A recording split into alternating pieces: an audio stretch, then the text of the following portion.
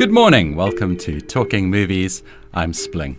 This week we're talking about a brave South African drama, an ant-sized heist movie, and a bittersweet comedy. Starting off with a film opening this week, Thina Sobabili, translated as The Two of Us. An angry young criminal tries to parent his naive sister in a township community. It's from director Ernest Nkosi. It stars Emmanuel Nkosinati Gueva, Bosiswe Mchali, and Richard Lukunku. This is a brave, gut-wrenching and realistic drama about the exploits of a brother and sister in the Alexandra township of Johannesburg. It's a passion project made on a shoestring budget, which was self-funded and shot in the space of a week. While these constraints forced Nkosi to adopt some Nollywood shooting techniques, it hasn't lost its edge.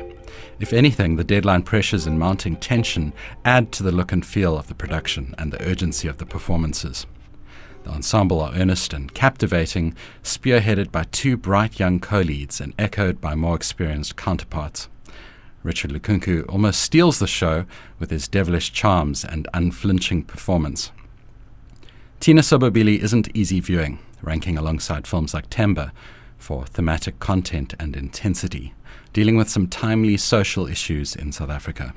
While it takes a while to adjust to the slow burn nature of the visuals with longer shots, there's a refreshing simplicity, honesty, and raw beauty to it all. It's a wonderful accomplishment when you consider the constraints and a promising testament to passionate filmmaking. I gave it a solid 7 on the Splingometer. Then moving on to another film opening this week, Ant-Man.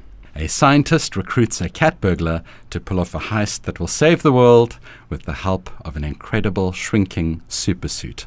It's from director Peyton Reed and stars Paul Rudd, Michael Douglas, and Evangeline Lilly. The classic sci-fi adventure The Incredible Shrinking Man wowed audiences in 1957 for its cutting-edge blend of otherworldly proportions. In the same spirit, and sharing the lead's first name, Ant-Man gives us a similar spectacle as Scott, our unlikely hero, finds himself in a brand new world within our own. Using a suit that can shrink and unshrink at the press of a button, he becomes the linchpin to a little big heist. Paul Rudd is a charming and offhandedly funny actor who makes a great match for the superhero heist thriller and adventure. It's a wildly entertaining film, maintaining a fun tone with a sense of wonder and self-reflective hilarity.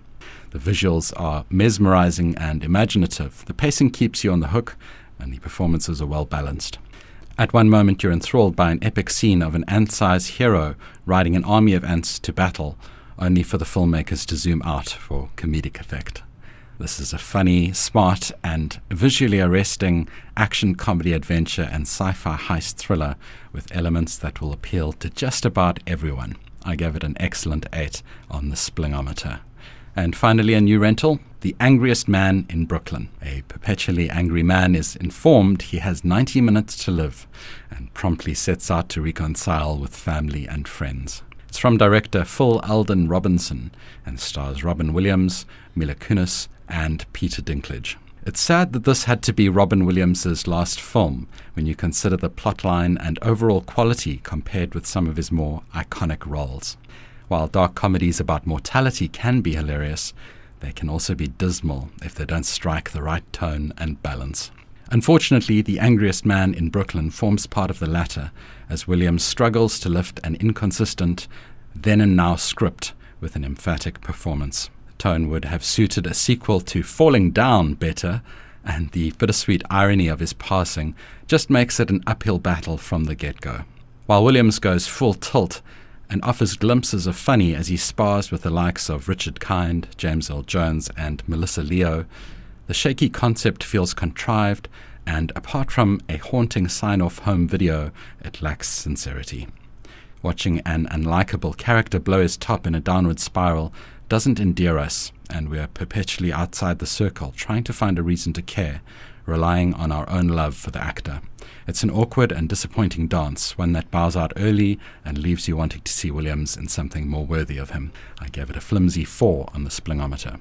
So, just to wrap up, Thina Sobabili, a compelling, honest, and sincere homegrown drama, a solid 7, Ant-Man, a spectacular, entertaining, funny, and thrilling action-adventure heist, an excellent 8, and The Angriest Man in Brooklyn, a contrived, inconsistent, and ultimately disappointing comedy, a flimsy 4.